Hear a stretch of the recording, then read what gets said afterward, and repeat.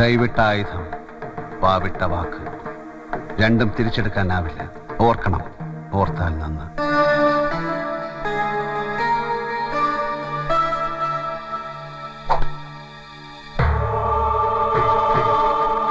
ജഗന്നാഥൻ എന്നാണ് പേര്. തമ്പുരാനെ ഒന്ന് കാണാമെന്നാണ്. എനിക്ക് തമ്പുരാനോടായി മാത്രം ചിലത് പറയാനുണ്ട്.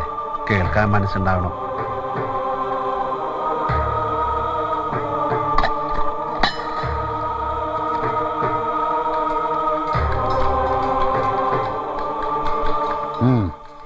പഴയ വീടുകളും ബിൽഡിങ്ങുകളൊക്കെ വാങ്ങി പൊളിച്ച് വിൽക്കുന്ന ബിസിനസ്സാണ് എൻ്റെത്.